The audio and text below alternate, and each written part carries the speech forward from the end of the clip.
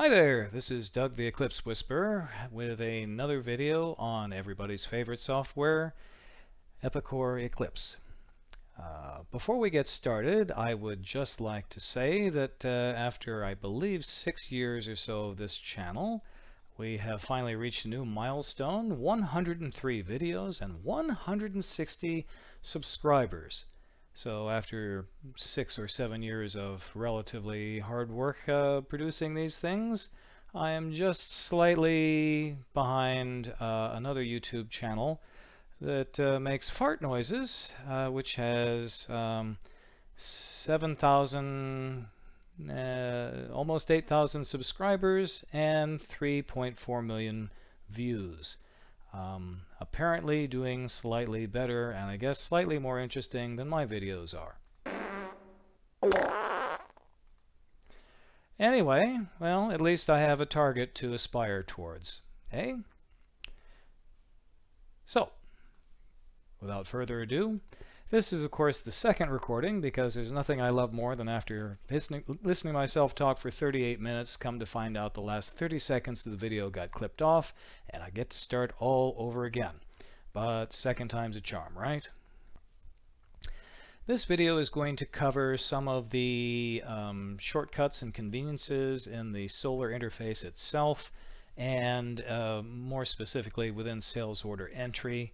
I can't really talk about one without talking about the other because they kind of influence each other, so we're going to glom these two together, which would normally be separate.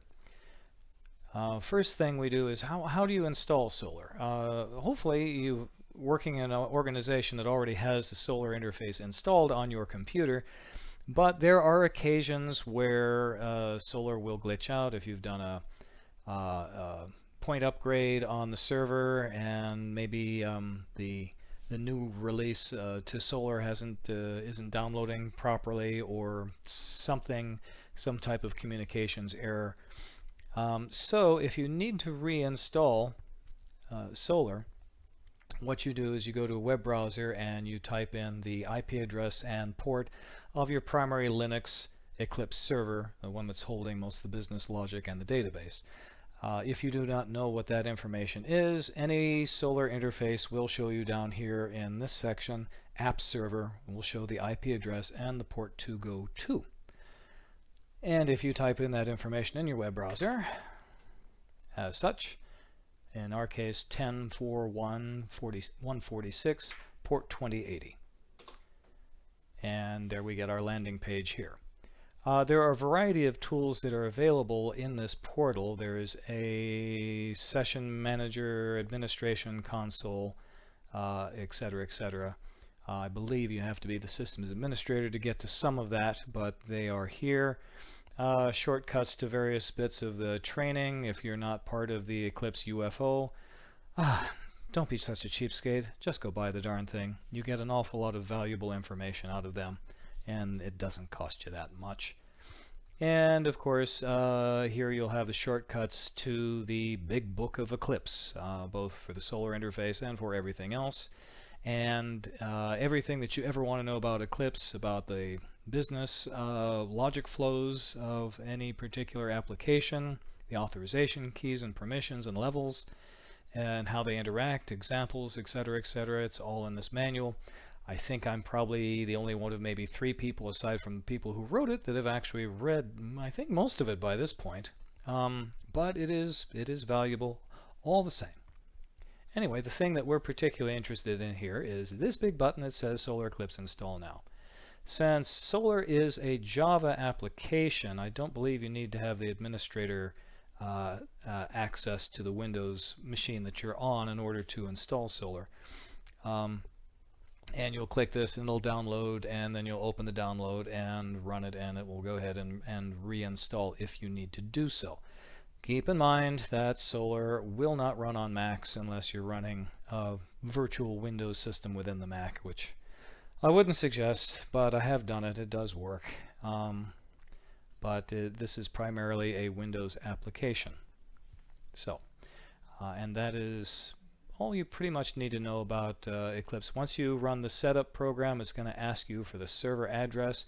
You're going to type in exactly the same information that you used to get to this page. That's the same link, that including the port that the Java application is going to connect to the server and do its magic. All right, moving forward. Now we get into the main Solar desktop interface. As we go through all this, keep in mind that I'm not going to cover everything. You don't have a week, and I would go hoarse before then and probably shoot myself. Anyway, so I'm going to try and cover just the things that I think are important and the things that you're going to run across in your career working on Eclipse. Your illustrious career in the distribution industry. Okay, looking at this interface, you may or may not have these on here. This white area is the widget dashboard area. We will get to in a minute about that. But if you look down here in the lower left-hand side, this will give you basic information about what's going on with your Eclipse. This is what printer you're attached to when printing most of your forms. This is the terminal ID. Terminal ID identifies what branch you're in, so when you generate a sales order, what warehouse it's pulling the stock from by default, and where the sales order information is going to be booked to what branch. This will give you what version of Eclipse you're on. This will give you the IP address and port that is the Eclipse server, which, as mentioned before, is used either to get at the Eclipse help or the session manager or to reinstall Solar. Up over here, if you click on this gear, this does exactly what you would think it would do, which is provide you, sorry, it's going off here a little bit. Here's all the options. And most of the only thing that you're going to be dealing here with is typically maybe Solar administration to get at the session manager, but mostly just Solar preferences. And let me put this back.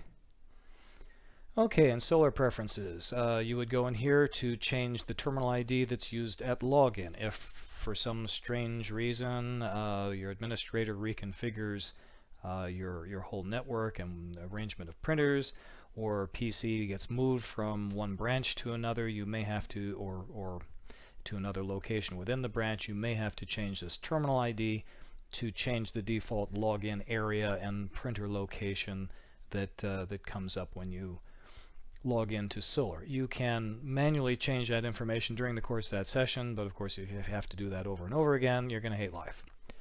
So this is where it's done. Keep in mind that that won't take effect until you log out and log back in the next time.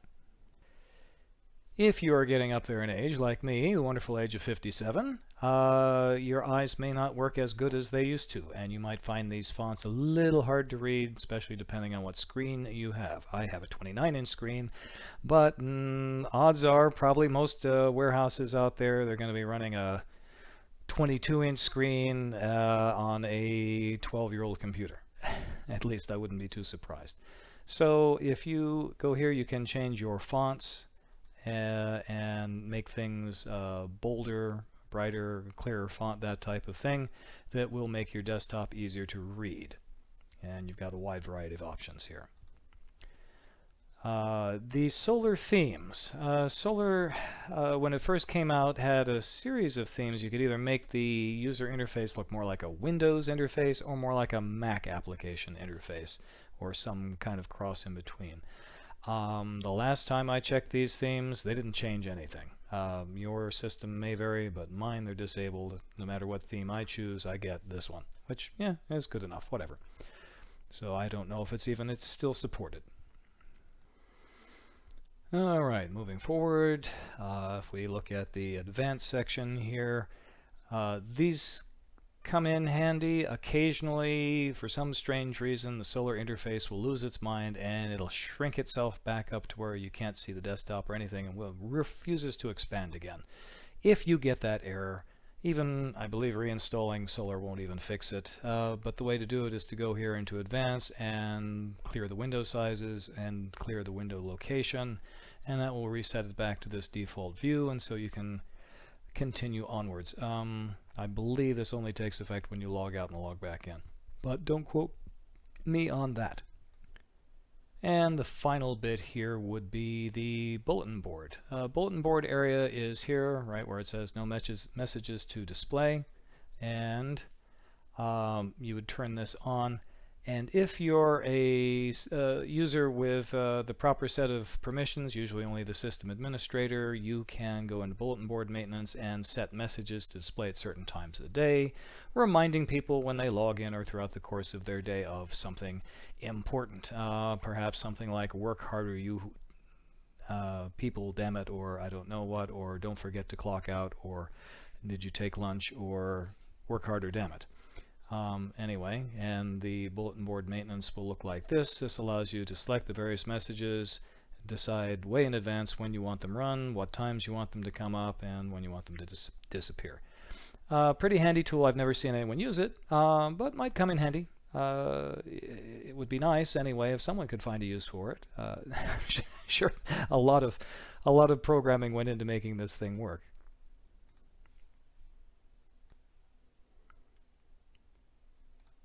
And we get out of that.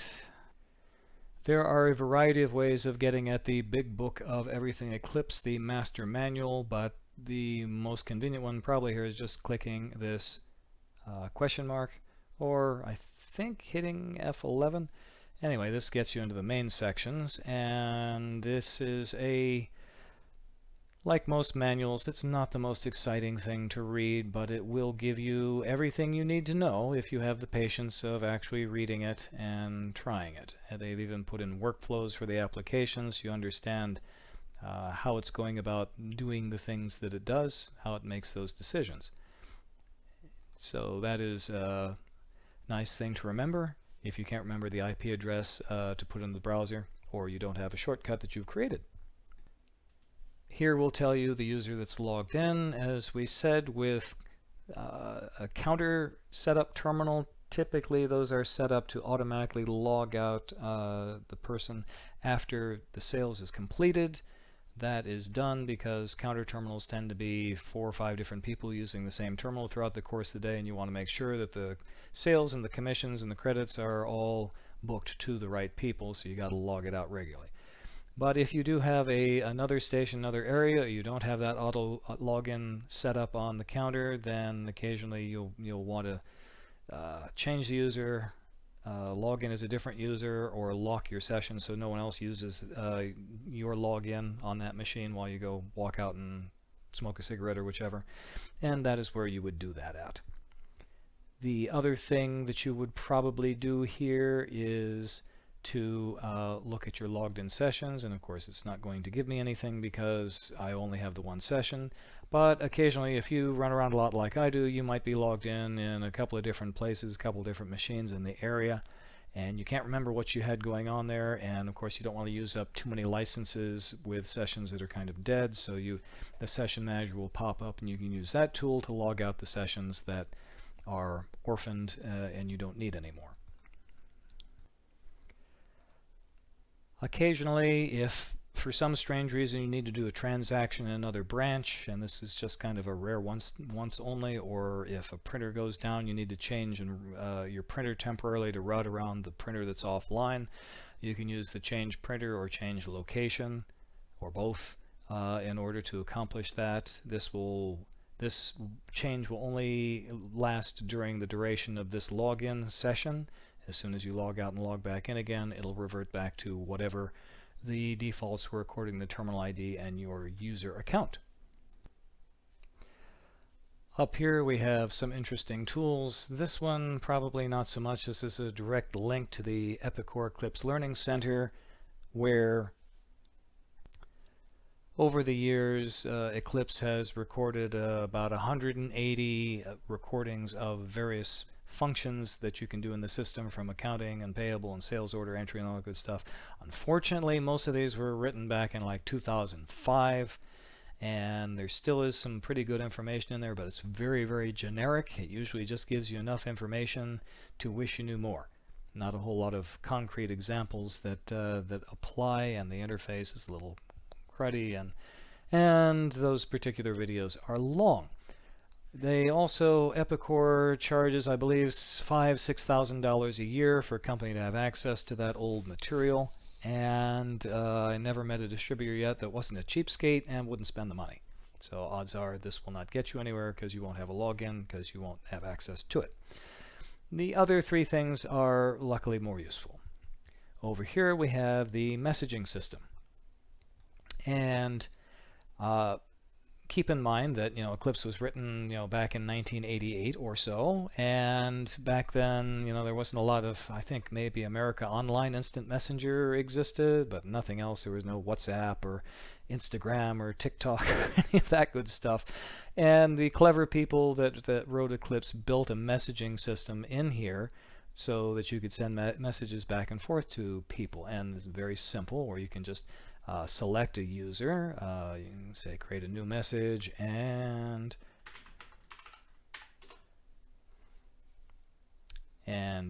you can make it, of course, multiple or one. There are groups of users that your system administrator may have created if he set up the messaging system. Any of those type of things that, I mean, this is more primitive, but it is basically has all the basic features you'd expect from a text messaging system. And then you go ahead and send your message, and there it is. The system will show whether or not that user is actually online, so they might actually see your message. If they're not online, it'll show it's offline, and they'll get a little red warning message up here that they've got a new message that they haven't read yet.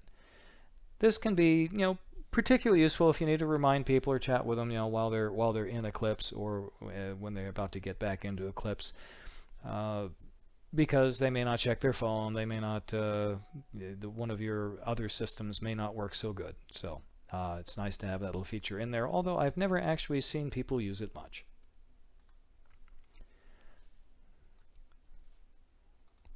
Oh, I should also say that this is the primary tool that the system Phantom uses. If you run reports or back-end processes, when the Phantom completes it, it'll send you a little message and a pop-up warning you that this process has been completed, which is kind of handy. So if nothing else, at least you're going to get messages from the Phantom.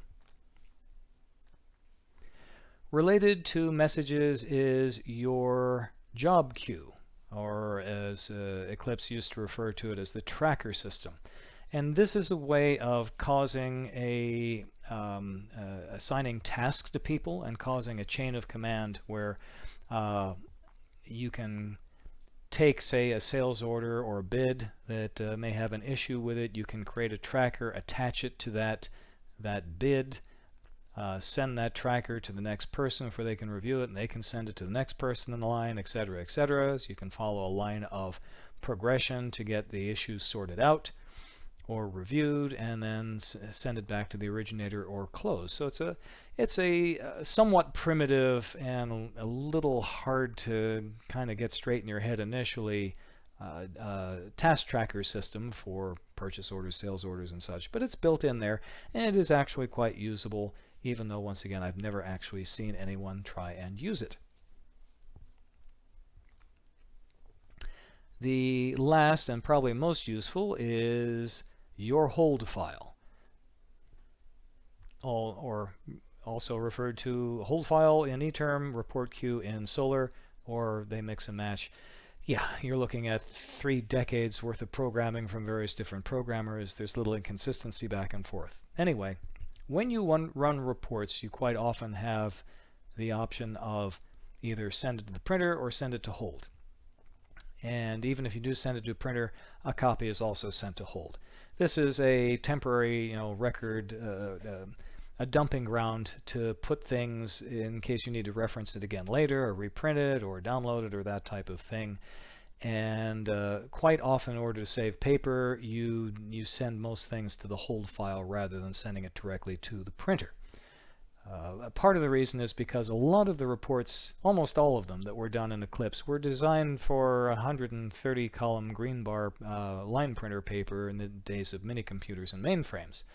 And you can print them in the laser printer, but usually the font is so damn small, or the format is so damned odd, it's not particularly useful, and it will waste a lot of paper. So most people just get used to just downloading it or viewing it from within the hold file itself. If you need to download something from the hold file, typically you go to Tools and Download. It gives you an option of saving these to a location on your computer. In this case, we're going to do temp, and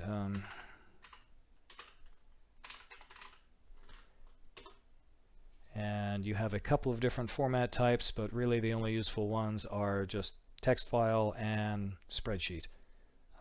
Tab delimited might be useful, I'm not sure. I think this is a new option they've added to it, so let's try that.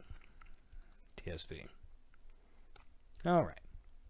Now typically a tab file, if the format is right, you should be able to drop it directly into Excel. So let me take a look at that real quick. This format is a little quirky, but probably would work out okay. So for a tab formatted file, you would typically just open a blank worksheet in Eclipse and then drag and drop it. So let's see what we get here.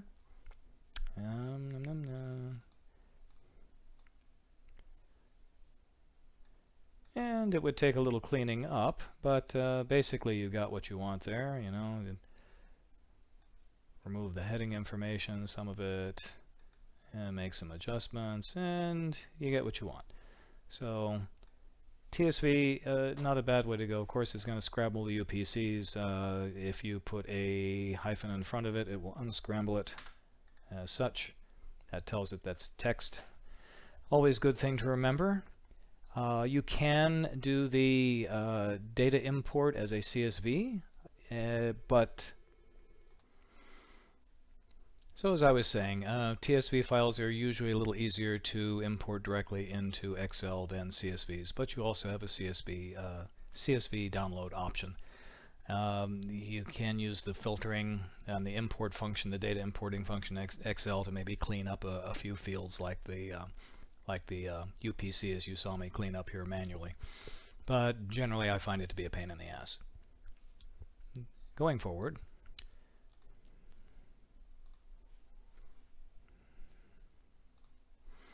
and we close all that.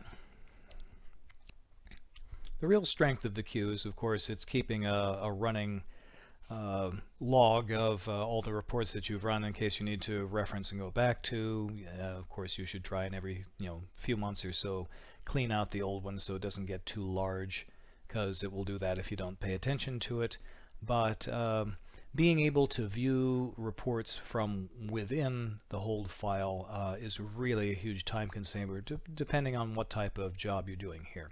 So here we have the non-PDW products created report, again, that we were just looking at and downloading.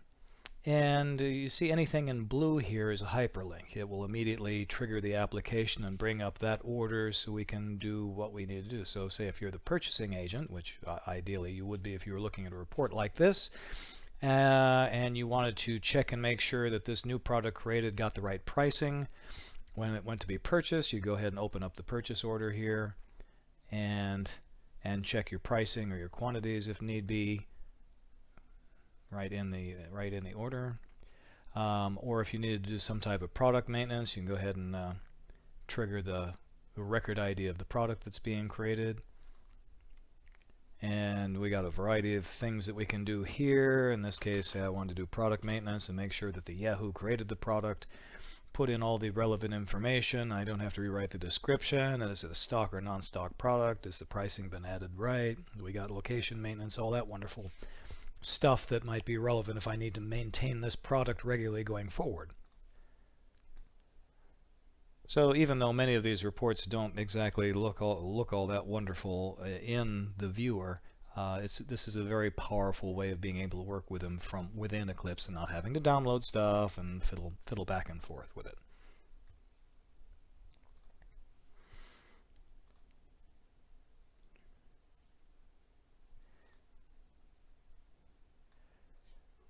You also have an option in here to be able to email these things out or print to a PDF file, depending on how your system is set up.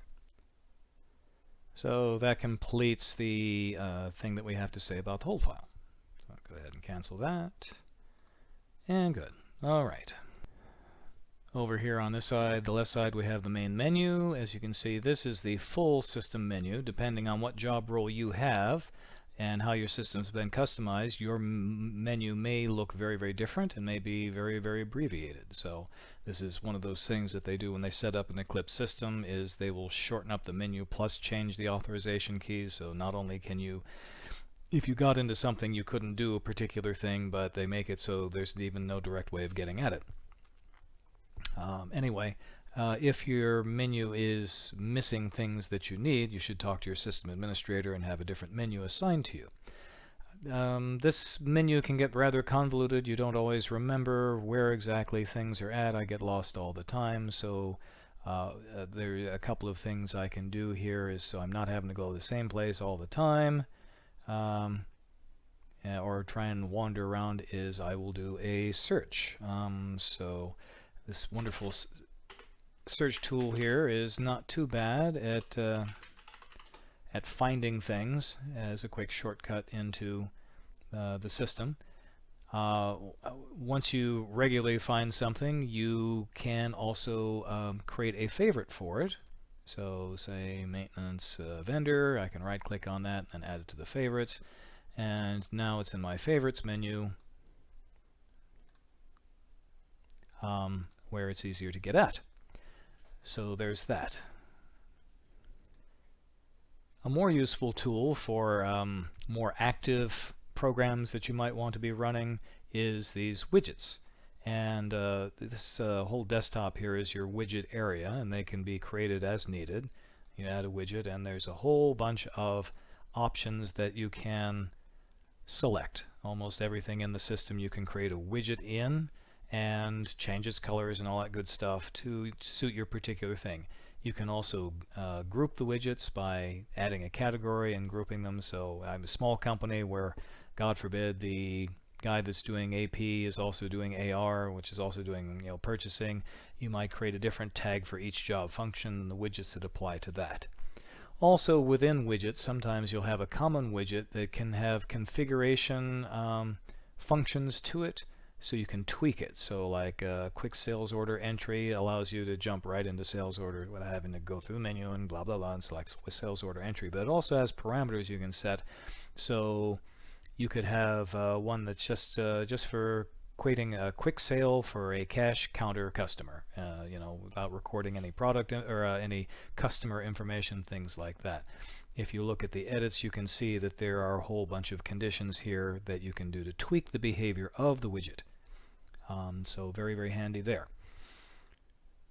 Also, some of these can be queues, and sometimes rather than going in and looking at a queue and clicking refresh or update or all that good stuff, a queue thing that you want it to notify you when something's going on, you have this refresh that will recheck the queue and reload things that might be going on in the queues.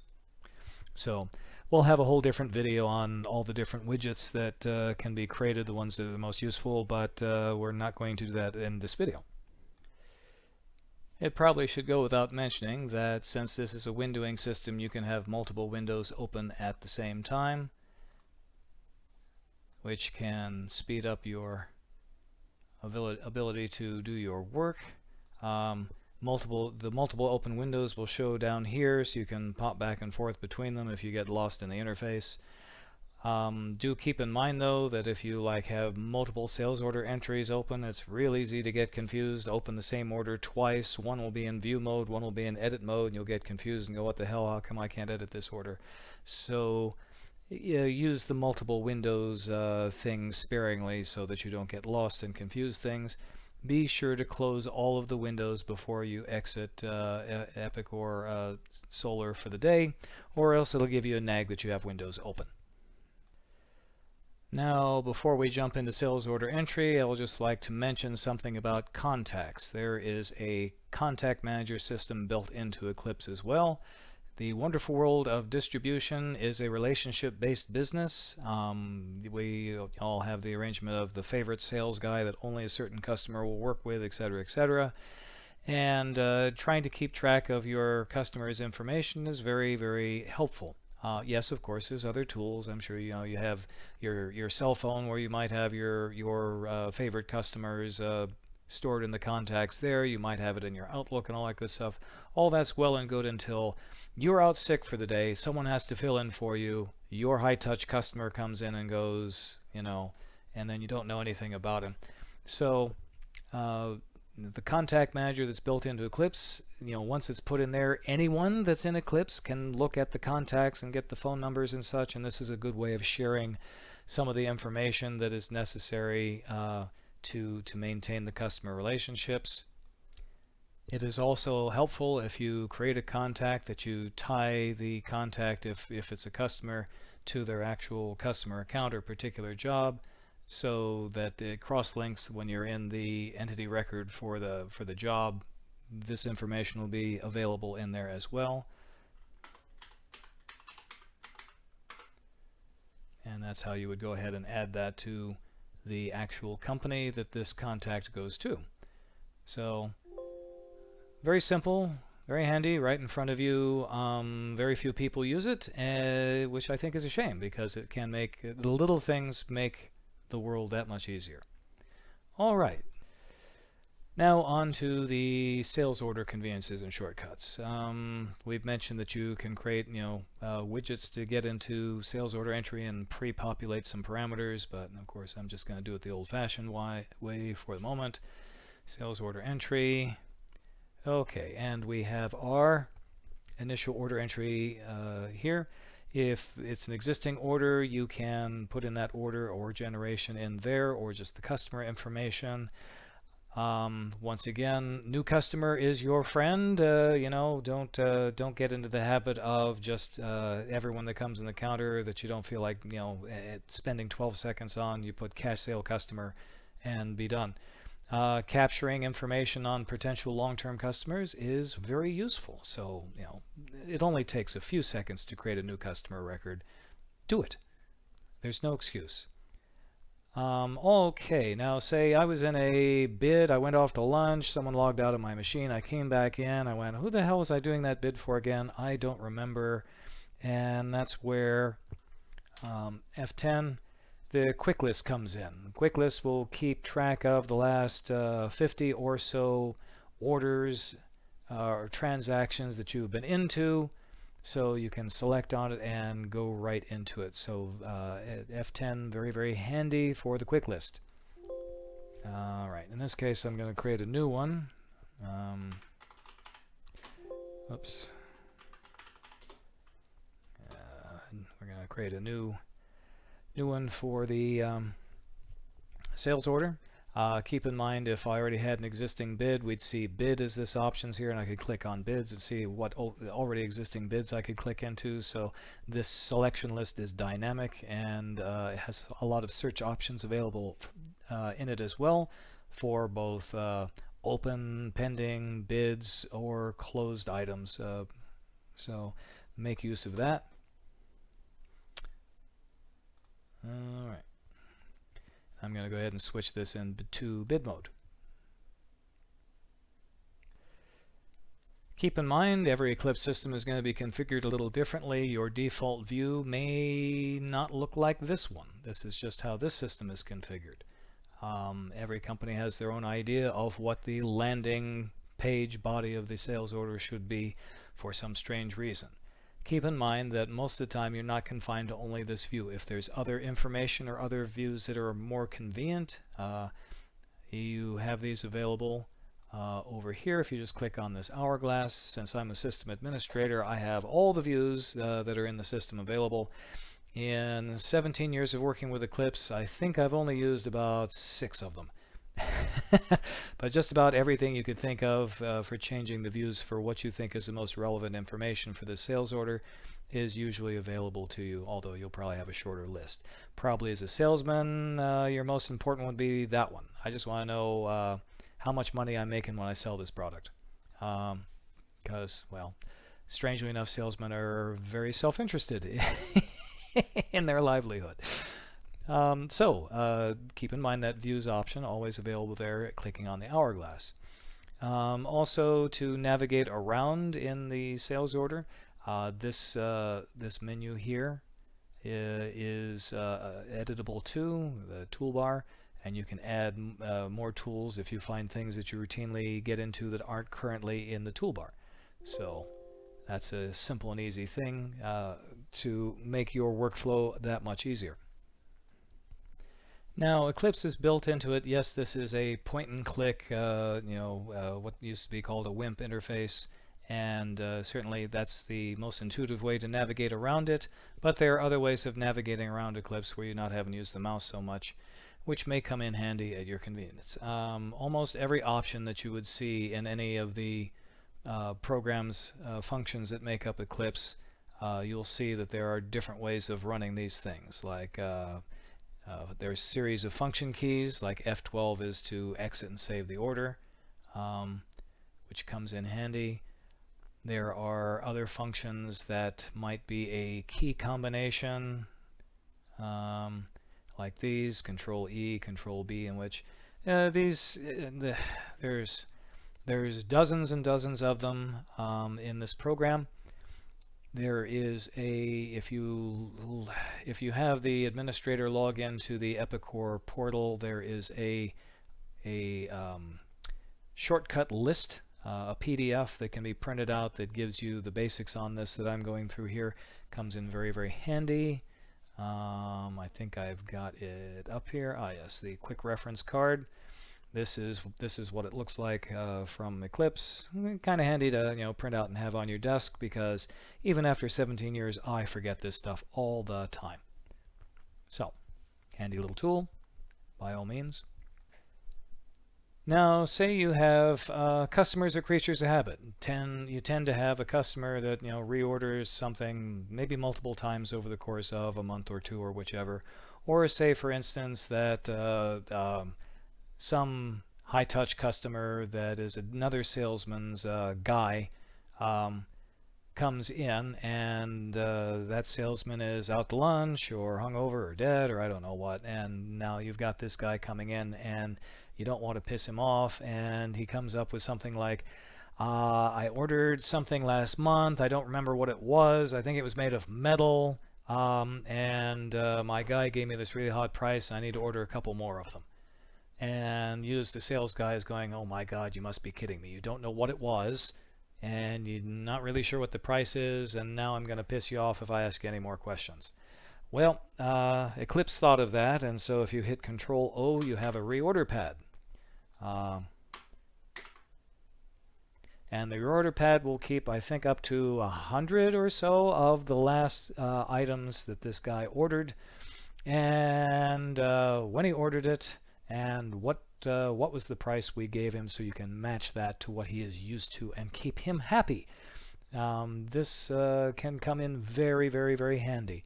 Or if you just have customer use that he's always doing the same thing, and so you don't with 100 and some odd customers that you're going to deal with in the course of a week, it's hard to remember that special price you gave to that guy only on Thursdays, whichever. So reorder pad is your friend. It's contextual, so the reorder pad follows each particular customer. All right, so in this case, I want to take these 3 items and put them on the order through the order pad. Do one of each, and go ahead and close that.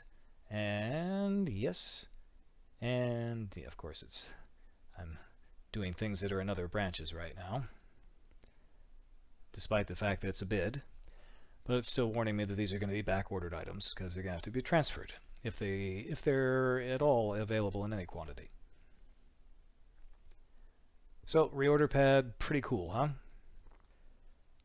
Now, quite often you'll have to enter into an order a item that does not currently exist in your product file and your listing of items that you sell. This is a pretty common thing, and there's some simple tools to be able to handle that. So one of them is to use the Product Data Warehouse companion product if you have paid for that, and hopefully everybody has, because it's very, very valuable. So as you know, if I do something ambiguous,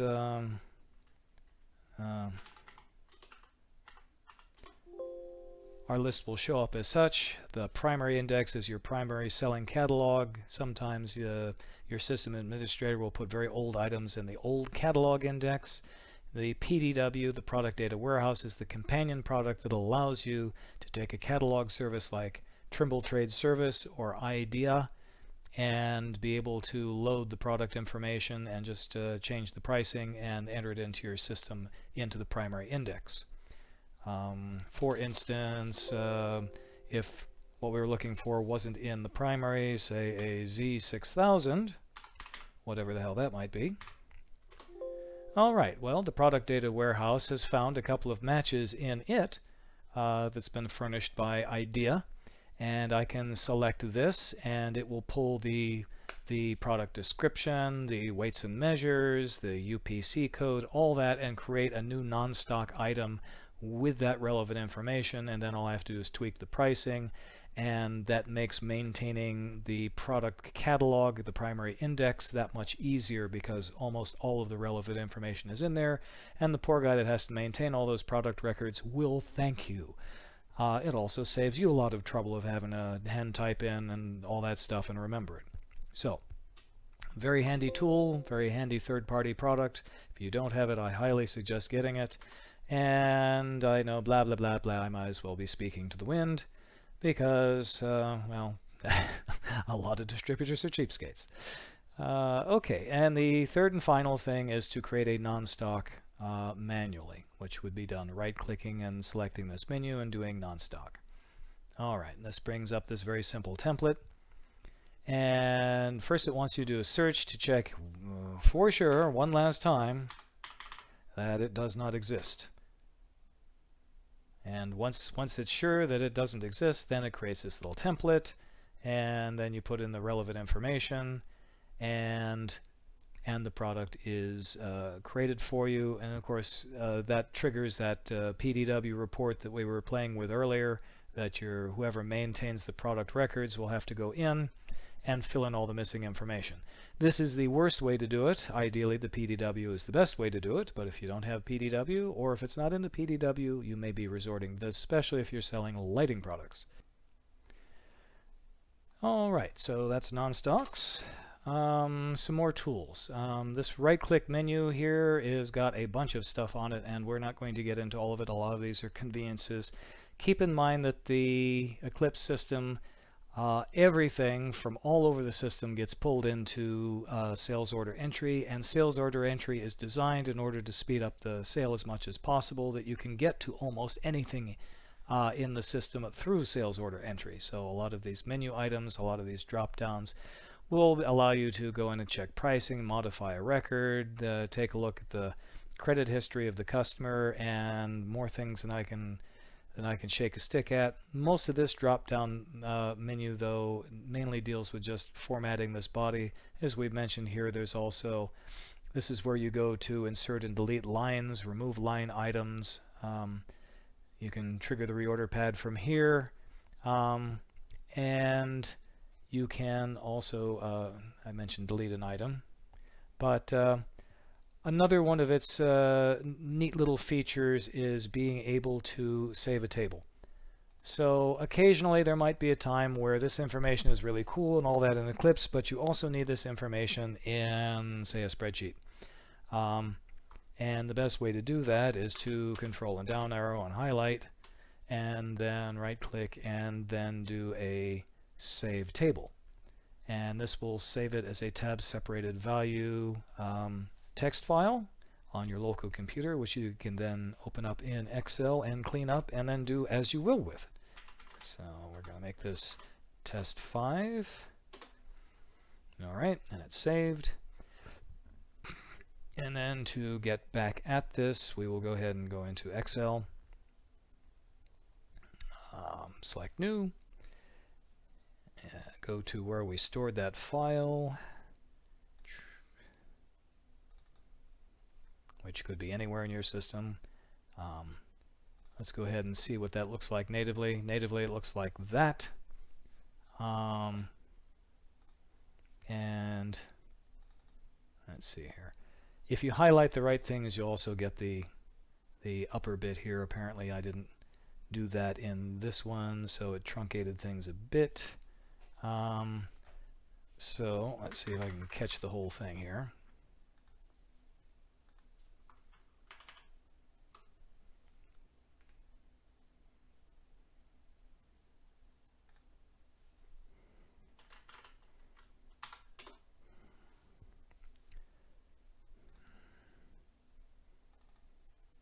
And it's going to be a punk. Okay, normally it captures the header information. Today it's being a little fussy, but it does do it. I swear I did it once. Anyway, so you drag and drop a tab separated value in there and adjust accordingly, and there you go. So that's a nice, quick, simple way of getting things out of a sales order and into Excel. This feature is probably also available in purchase order entry as well, where it would probably be more useful.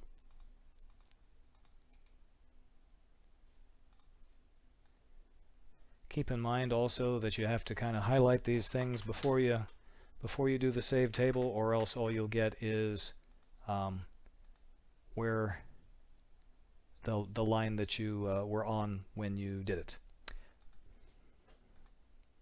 There is also a feature in here called a order entry clipboard, where you can select things and add them to the order entry clipboard and then paste them into a transfer order, another sales order, another bid, that type of thing. For some strange reason in my system that is not working currently, which is unusual, but there are other ways of getting around and doing a similar thing too.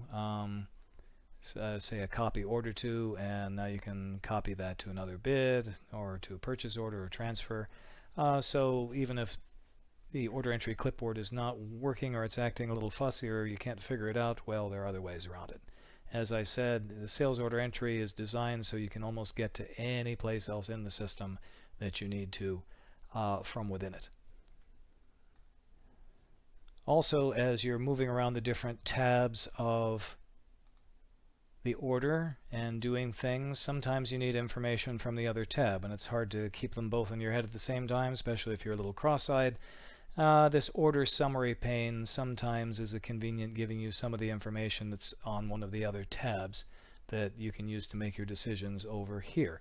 I've never found it particularly useful, but the people at Epicor thought it was important to add, so it must be useful for some people. Additionally, there is, if I go back to the body here, you'll see a log. Almost everything in Eclipse that you do, there is a permanent log that's written on who logged in, what changed, what they changed, what it was before they changed it. And that's very handy in a multi-user system, as I've mentioned before, because there will be arguments over, there's something wrong with your software, I went and did this, and then this other thing happened, and I want your head, blah, blah, blah. Or he said, she said, and then, you know, the log has come in handy more times than I care to count over the years to trace down what the hell really happened and go, oh, this guy did this at this time. Maybe you should go talk to him. That type of thing. Some of the logs have comments that you can add and put them in the permanent record. Once they're added, they can't be removed, those, so keep in mind, be very wary when you go to add comments. But sometimes this can come in handy when there's something ambiguous or something odd, and then 3-4 months later, this dead pigeon rolls back up on the welcome mat, and everyone's trying to figure out what the hell was going on during this thing. Sometimes adding those notes will help a lot. So keep that in mind. Logs are your friend. One last little tidbit to consider also is the companion product known as document imaging. Hopefully your company has paid for this companion product. It's not terribly expensive, and it can come in very, very handy. If you have document imaging, then you will have additional user tools in here that handle imaging. Almost every transaction, almost every window in Eclipse can have a document attached to it that can be brought up on the fly and referenced. Say in this case, we're making a bid, and we've got a competing bid from another wholesale house that we're dealing with, and we want to attach that to this. So if there's any questions later on from the boss, how come you're giving my shit away for free? What the hell's wrong with you? What do I pay you for? You can say, well, I was just trying to match this bid and then you can bring it up. So something that's very, very handy. Here we've got some additional features here for screen captures or something like that. If it's something that may be emailed or was on the screen or on a spreadsheet from somewhere else, you could do that. If you have document imaging, and if an image has been attached, you'll see a little picture up here in the corner next to the solar eclipse icon. For example, here I have on a vendor maintenance record. Here you see a little picture that we have referenced. It's trying to tell us that there is an attachment here. Since this is a vendor record, turns out this is a copy of the tax certificate for invoicing purposes and tax preparation purposes for this. Of course, you can have multiple documents in all different types of formats that can be attached and added, but you do have to have the document imaging product in order to do that. But very, very handy. And so this little thing just shows you that there are documents that can be viewed. This will show you which ones to view and allow you to select them. And if I were to click on that, then the tax certificate that has been scanned in will display. So very, very handy feature. Once again, document imaging companion product, well worth the money. Please keep it in mind. So that completes the basics on the solar interface and some of its more convenient tools and features, how to install it if you need to reinstall it for some strange reason, and some of the conveniences that are built into sales order entry to make your life a little bit nicer. Hopefully this information has been useful to you. Thank you for your time and attention, and have a wonderful day.